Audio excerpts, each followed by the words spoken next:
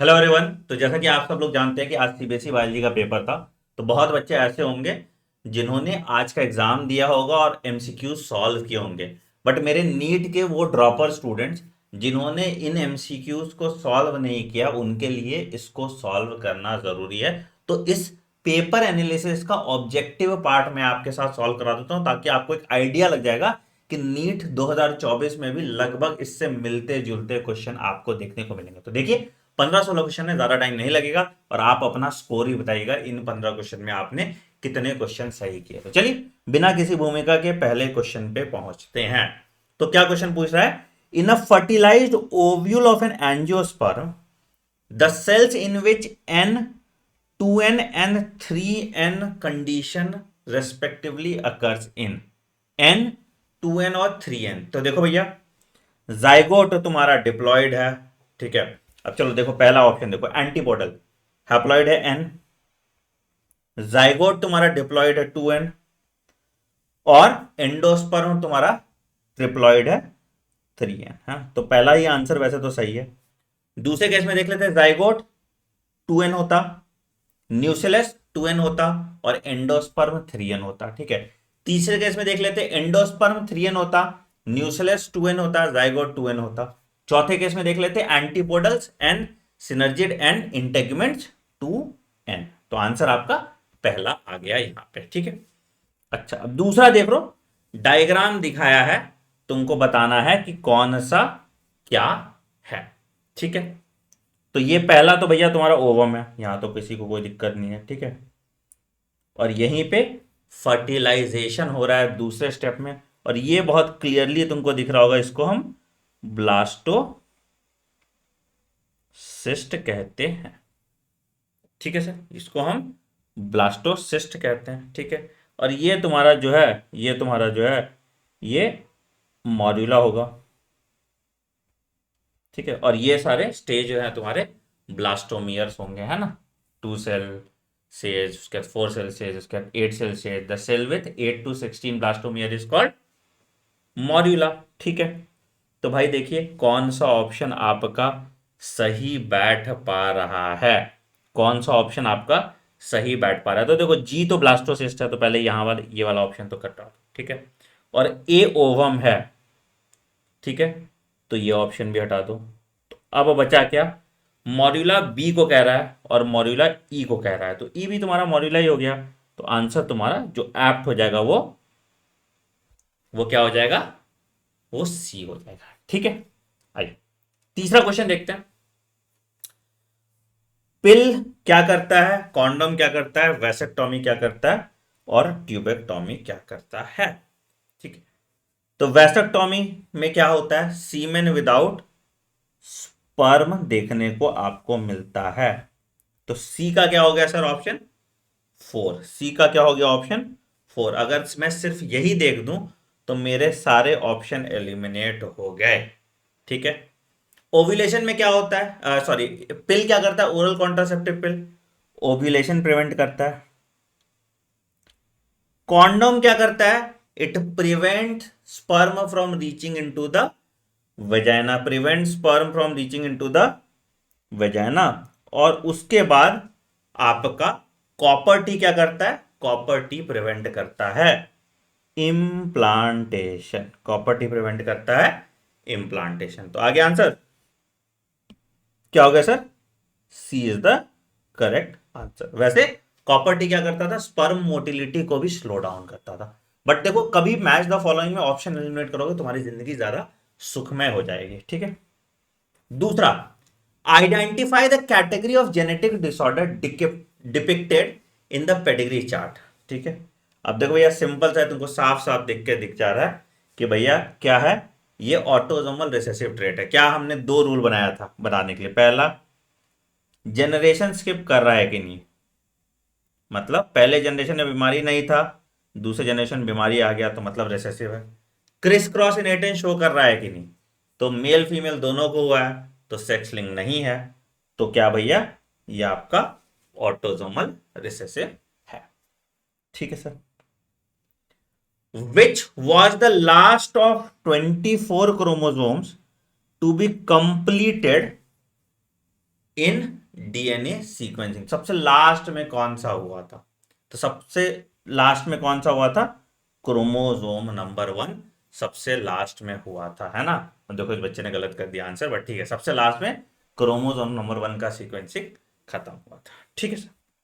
अच्छा आइए, diagram based question ये पूछे गए हैं। तो ये क्या है सर? ये आपका कनेक्टिव था। ठीक है, ऑप्शन एलिमेंट का तो पहला ही आ गया। सी पॉलन ग्रेन था। ठीक है, और बी तो ऑब्वियसली क्या हो गया? एंडोथीसियम। ठीक है सर, ऑप्शन एलिमिनेट करते हैं आपका, यहां पे ये आंसर बन जाता है। ठीक है, टर्नर सिंड्रोम में क्या हो रहा है? टर्नर सिंड्रोम में क्या हो रहा है? तो क्या सर हम कहते हैं 44 प्लस एक्सो है। ठीक है, तो एडिशन और डिलीशन ऑफ क्रोमोसोम क्या कहते थे सर? उसको एन्यूप्लॉइडी कहते थे। सेट ऑफ क्रोमोसोम होगा तो उसको क्या कहते थे? यूप्लॉइडी। और अगर प्लॉइडी में इंक्रीज कर रहा है, मतलब ट्रिप्लॉइड है, पेंट क्या करें, टेट्राप्लॉइड है, पेंटाप्लॉइड है, हेक्साप्लॉइड है, तो इसको पॉलीप्लॉइड कंडीशन कहते हैं। तो it is an example of aneuploidy. ठीक है, मेंडेलियन डिसऑर्डर नहीं है, क्रोमोसोमल एब्रेशन है, तो ऑटोसोमल एबनॉर्मेलिटी नहीं हो रहा है। ठीक है, बहुत बढ़िया। क्वेश्चन नंबर 8 में आते हैं। Which of the following has correct identification of P Q R in the illustration of central dogma given below, in the illustration of central dogma given below। तो डीएनए से आरएनए बना तो P is transcription. ठीक है, और RNA से protein बना तो आर इज ट्रांसलेशन, और क्यू हो जाएगा एमआरएनए, है ना? तो ट्रांसक्रिप्शन, एमआरएनए और ट्रांसलेशन। आंसर क्या हो गया सर? डी। ठीक है, who propose mutation theory? Mutation theory किसने बोला था? Single step large mutation saltation होता है, ह्यूगो डी वराइज ने, है ना? है ना? विस्टमैन ने डिसअप्रूव किया था थ्योरी ऑफ जर्म प्लाज्म को, डार्विन ने नेचुरल सिलेक्शन दिया था, लुईस पैस्चर जर्म थ्योरी बताते थे। ठीक है सर, आइए यहां पे देखिए अब ये वाला भी। तो लाइपेज ऑयल स्टेन रिमूव करता है। लाइपेज ऑयल स्टेन रिमूव करता है। देखो चौथे सारे ऑप्शन में से यहीं से आ गया, एक से तुम्हारा आंसर आ गया मैच द फॉलोइंग का। ठीक है, बाकी देख लो। स्टैटिन ब्लड कोलेस्ट्रॉल लोअर करेगा।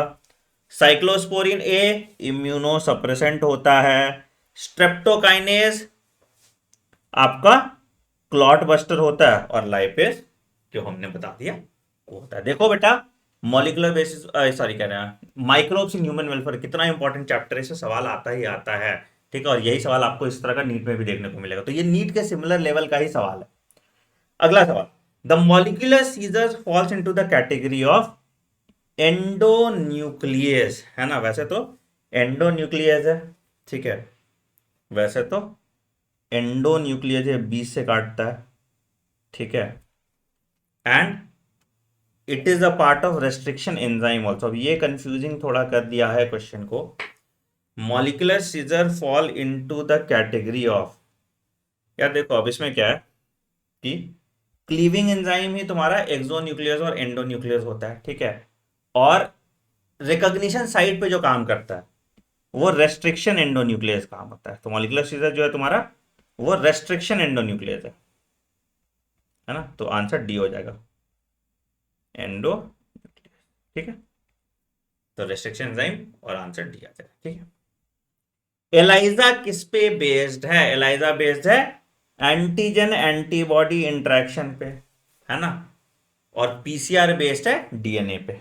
ठीक है, question number 13 14 16 are assertion reason. तो देखो भैया, ए क्या कह रहा है? दोनों ट्रू है, एक्सप्लेनेशन सही है। बी क्या है? दोनों ट्रू है, एक्सप्लेनेशन सही नहीं है। सी क्या है? असर्शन ट्रू है, रीजन फॉल्स है। और डी क्या है? असर्शन फॉल्स है, रीजन ट्रू है। दोनों फॉल्स किसी में नहीं बताया। ये देखो, तो a given fig species can be pollinated only by its partner wasp, बिल्कुल सही, ट्रू है ये, है ना? ठीक है, the wasp pollinate the fig inflorescence while searching for suitable egg laying site. True है सर। तो क्या हो गया सर आंसर? एक्सप्लेन भी कर रहा है है ना? तो आंसर आ गया ए। ठीक है। Plasmids are autonomically replicating circular extra chromosomal DNA, बिल्कुल ट्रू है ये भी। Plasmids are usually present in eukaryotic cell, नहीं सर ये फॉल्स है। तो आंसर क्या हो गया सर? सी हो गया। एसर्शन ट्रू है, रीजन फॉल्स है। ठीक है। अगला sir, patents are granted by government to an inventor, बिल्कुल सही है sir. Patents prevents others from commercial use of an invention without proper authorization, बिल्कुल सही, ट्रू है सर। आंसर इसका ए आ गया। ठीक है। सम aquatic ecosystems have inverted biomass pyramid, बिल्कुल सही, pyramid, biomass pyramid inverted, pyramid of biomass inverted होता है एक्वाटिक इकोसिस्टम में। ठीक है, ट्रू है ये। More energy is required by organisms occupying at higher trophic level, ये भी ट्रू है सर। जैसे जैसे आप ऊपर जाते हो एनर्जी रिक्वायरमेंट आपकी बढ़ जाती है, बट ट्रांसफर एनर्जी का कम हो जाता है। तो इसका आंसर क्या हो जाएगा सर? इसका आंसर बी हो जाएगा। एसर्शन भी ट्रू है, रीजन भी ट्रू है, बट ये एक्सप्लेन नहीं कर पा रहा इसको, तो आंसर बी हो जाएगा। ठीक है। तो 16 क्वेश्चन हमने किए।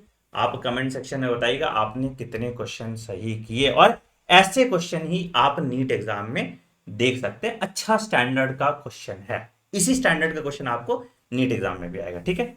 नीट एग्जाम में और अच्छा परफॉर्म करने के लिए मैं हमेशा जब भी आपको बोलता हूं खूब सारे क्वेश्चन प्रैक्टिस करने चाहिए। और इस क्वेश्चन प्रैक्टिस करने का एक बढ़िया सोर्स भी मैंने आपको दिया। आपको कुछ नहीं करना सर, मेरी एक किताब है जिसका नाम है नीट क्वेश्चन बैंक, जहां पे फिजिक्स, केमिस्ट्री और बायोलॉजी तीनों के चुनिंदा रसीले बगानों से लाए हुए क्वेश्चन है।